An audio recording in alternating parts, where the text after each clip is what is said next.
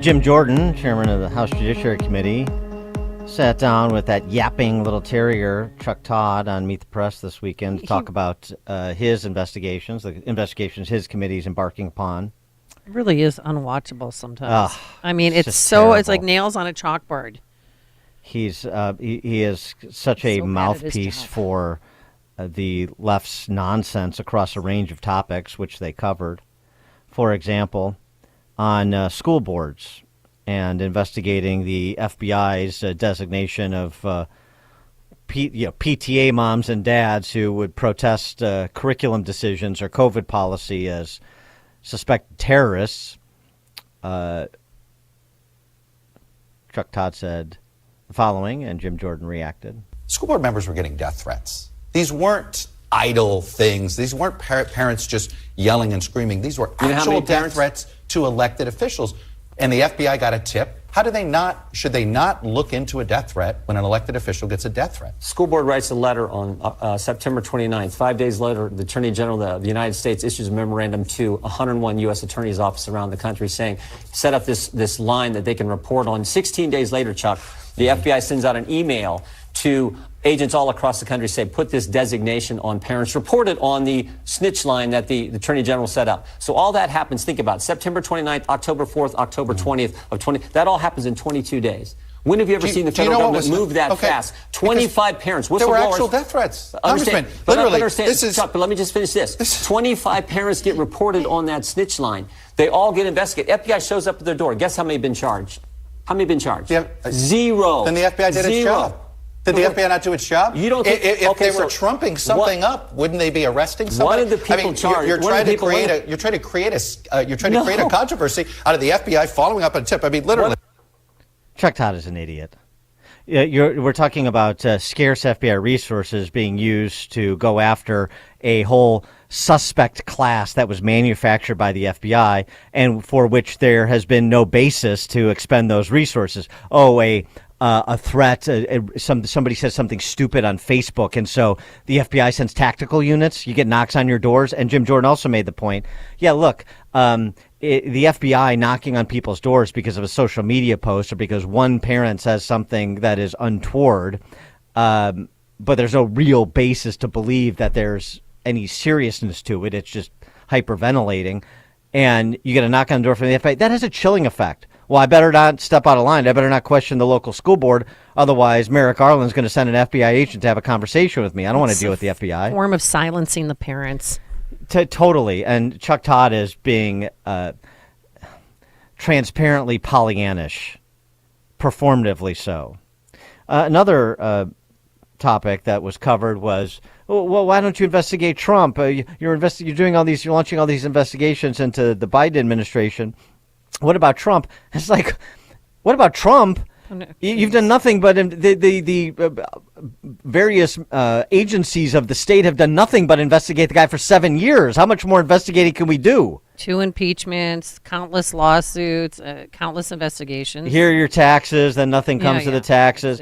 I mean, it's so dishonest. And then this on Chuck Todd's conclusion about the Durham investigation, which actually is wholly false, and I wish Jim Jordan would have said so.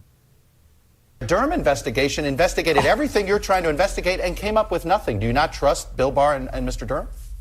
The Mueller investigation, we had 2.5 years of this, and they were going to find Russian collusion, and guess what? They can't. Even though Adam Schiff told us that the Durham investigation did not come up with any. They investigated all these concerns that you had about the FBI, about made-up snitches, all these things. They didn't find anything. Why is it that you want to reinvestigate it? They found that Kevin Kleinsmith altered documents, and he pled guilty to it. That's finding. When you got someone at the FBI altering documents in front of the FISA court, that's not finding anything. That's pretty important, Chuck. They did not find what you are claiming that is out there. That's not true. In point of fact, Holman Jenkins writes about it in the Wall Street Journal today, and I won't get into the details, but his piece, which is very good, and it gets into a lot of names that are not well known, so I won't bother with the details. You can read Holman Jenkins' piece yourself. But John Durham finds Russiagate's Rosetta Stone. Forget Trump. It all began with Hillary Clinton's server and the fake Russian intelligence. Jenkins concludes his piece thusly. 7 years have given us the perspective to see something if we are willing to see it. Listen up, Chuck. The FBI's intervention in the Hillary Clinton case launched the agency on a new role as a continuous actor in our presidential politics, with no end in sight unless society makes a deliberate effort to return our securocrats to their proper sphere. Didn't find anything. You couldn't find something more fundamental about the FBI's conduct over the last 3 cycles, and Jim Jordan made that point. And not just 18, 20, and 22, but go all the way back to 16. For more on this topic and a few others, including, of course, Russia and Ukraine, pleased to be joined for a weekly conversation with Jim Carafano. He is the vice president of the Catherine and Shelby Cullum Davis Institute for International Studies at the Heritage Foundation, author of Brutal War, Jungle Fighting in Papua New Guinea, 1942. Jim, thanks for joining us. Did you miss me? We did.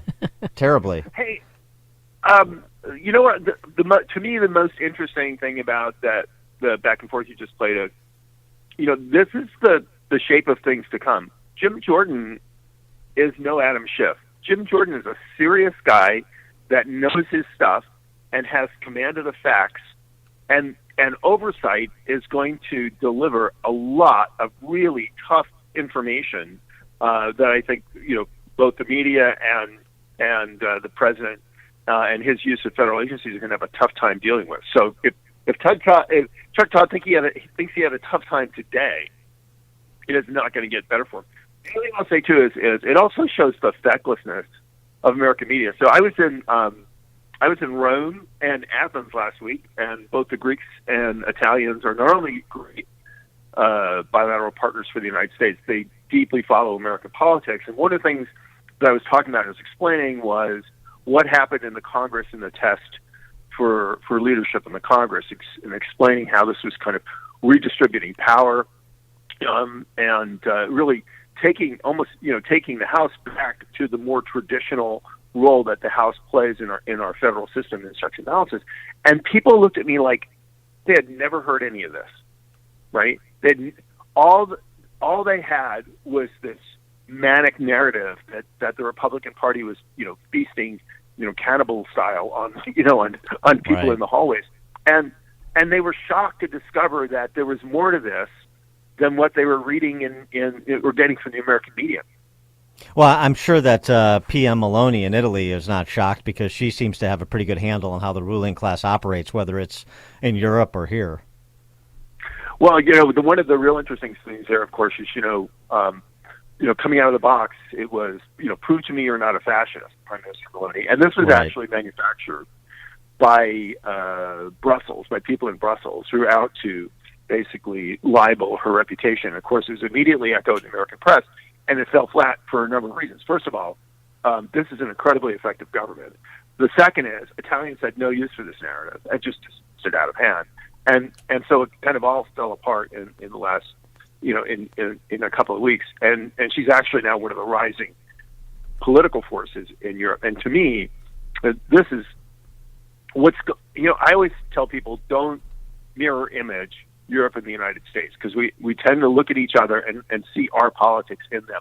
But I'll tell you what's absolutely true. United States, America is a 50-50 country. We have two people with very different visions for the future of this country fighting over the future. And Europe is increasingly looking like that. The rise of European conservatives of many colors and stripes challenging the iron control of the Euro-federalists in Europe is real, and it's happening. And we see it every day. So we just saw the government in Greece survive a no confidence vote. Maloney is she is politically unchallenged in Italy. It's the most stable government we've ever had. The Czech presidency just went to a center-right candidate. Of course, we had elections in Sweden. We've got elections in Spain this year that are probably going to go to a center-right government. Europe is seeing the same kind of things we are. People are seeing overly intrusive government jumping in their lives, and people like Chuck Todd just giving us these stupid narratives, and they're tired of it. And speaking of Chuck Todd, he also had Bob Gates on the show to talk about Russia, Ukraine, and the commitment by Biden last week to send Abrams tanks over there, to get Germany to send their Leopold tanks over there. And he was asked, and Gates, as you may remember, famously had this to say about Joe Biden. You wrote Joe Biden was a man of integrity. Still, I think he's been wrong on nearly every major foreign policy and national security issue over the past 4 decades. I think he's gotten a lot wrong. You're talking all through the years as vice president. He opposed every one of Ronald Reagan's military programs to contest the Soviet Union. He opposed the first Gulf War. That list goes on. And now he's a Putin killer. But Gates said basically the only criticism he had of Biden's approach with respect to Ukraine is that he would have moved on moving the tanks earlier than Biden ultimately did. But what is your assessment of the impact of the tanks being sent from the West to Ukraine, and where the situation stands between Ukraine and Russia right now, with last week John Kirby, NSC spokesman, saying, we better be prepared to settle in for some time in supporting Ukraine? Yeah, well, when I was in Ukraine a couple of months ago, and we met with a whole bunch of people, including all the defense people, and President Zelensky, and even more importantly, I was in Poland, and the Poles, of course, are the closest to this. They have an incredible professional military. They have a great intel system, and they follow this very closely, and you really do get a kind of different, independent view from them. The number one ask for weapons was air defense. This, of course, makes perfect sense, because you want to be able to protect, because it's about protecting the population. So people can move back to the country, they can get the government, they can get the GDP up and running again. This is much trying to do like what Israel did with Iron Dome, which is to have sufficient air and missile defense, so you don't have to stop living just because Hamas is shooting rockets at you. So that's the point that the Ukrainians need to get with the Russians. Yeah, but they are asking. But they are asking for the jets. I mean, this morning we're learning from Fox News that even before the tanks have fully arrived, now they want F-16 jets, and they want Germany to cough up some in the United States. Yeah, so let's put that aside for a second. So let's talk about the tanks. And so why do you need tanks and armored vehicles? And this is because that was the second ask, because those are really critical for holding ground, right? So if the Russians basically have plowed through virtually their entire tank force, they're putting out tanks which were obsolete 30, 40 years ago. And basically what they're doing is conscripting people and throwing them at the front line. Look, one tank versus 1,000 conscripts, I can tell you how that's going to end. So the tanks virtually assure that the Russians, no matter what the numbers are, can never essentially take back ground from Ukraine. And then the third ask, which is just ammunition, because artillery is a thing that both sides use extensively, because it's the thing that substitutes for troops and armor. So where do the F-16s for it? That I think is a much longer term thing. I mean, regardless of what the frozen conflict looks like when it ends, Ukraine's always going to have to, as long as Putin's around and as long as that kind of government's around, they're always going to have to worry about protecting their territory. So at the end, they are going to have to be able to control their airspace, and that does mean they're going to need to have aviation. But this is not a New York Minute type thing. You have to. It's not just getting planes. You have to have pilots that are trained, airfields, logistics, and all that. So to me, the air power stuff is really for when we get into the long-term security of Ukraine. It's not the thing that's going to turn the tide in this war. And we should anticipate, based on the reporting, that Putin is adding more conscripts to his ground troops, that we'll see some sort of spring offensive from Putin. I mean that's what we hear in all the reporting. I mean, I'm not there and I don't have access to intel, but to me, it's just look. The tanks are going to get there before the conscripts, and I just don't know how an offensive with untrained, ill-equipped troops is going to produce dramatically better results for Russia than they're getting now. So this is just going to be as it is now for years. This is we said on the show a long time ago. this is a war fought between Putin and the Ukrainians. How the war goes is going to be determined by Putin and the Ukrainians. So we all sit here and talk about, well, how could, and the answer is they're going to decide. We're not going to decide. Well, okay. That's just the reality of the war. Well, I understand, but then based on what we think is going to happen, we're going to have to decide about our ongoing commitment to provide aid in various forms to Ukraine, and so you sort of want to seed the ground to make sure people understand what they can expect and what's going to be asked of them. Yeah. So I would say two things. One is the wars. What the Ukraine war has definitely shown is that you look at the defense industrial base in both the U.S. and Europe, we have been underpowering that for 2 decades, and we've seen the results of that. And that should be a wake-up call that regardless of what happens in Ukraine, we're not producing the levels of ammunition and equipment in our industrial bases that we just to sustain the military, our own military. So that's important. The other thing I'll say in Ukraine is look, why are we supporting them at all? Because the chief threat to the transatlantic community, to a stable Europe and to our interests, is Russia threatening and meddling and imposing themselves in Western Europe. Every day this war goes, that threat goes down because he is plowing through his military capability and he is not replacing it at anything like a sustainable rate. So, a lot of people saying, well, Europe should do a lot more for the defense of Europe. You know what? No, first of all, I agree with that, but when you look at the state of European military, you go, well, that's actually becoming an achievable goal. And the reason for that is the level of Russian conventional military capability is going down so quickly that we might actually get to a point in the near future where the Europeans can actually defend themselves without a major American military presence.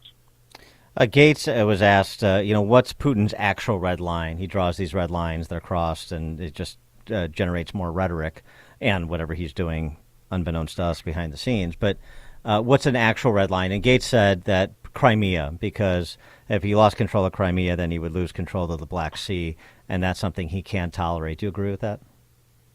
Well, he's kind of already lost control of Crimea, because the problem right now is everything in Crimea, all those military bases, all those sub-bases, all the sub-pens, they're all within range of Ukrainian weapons. So they're not. It'd be like if Ramstein, was surrounded by Russian troops. That's our main military base, air base in Germany. So, in many ways, a lot of those military bases are kind of useless for him already. So, from a military standpoint, they've already dramatically lost ground there. So, well, what is a real red line that we should take seriously when Putin, issues a diktat accordingly? Well, I think if a NATO country became a party to the conflict, that would put Putin in an incredibly difficult place, right? So I think that's a serious, issue to concern. Obviously, there's the one thing Putin doesn't want to lose is Crimea, and the answer is absolutely.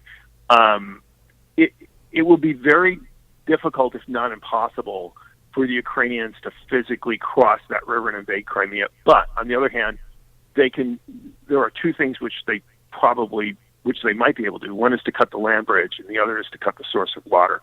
So I don't think.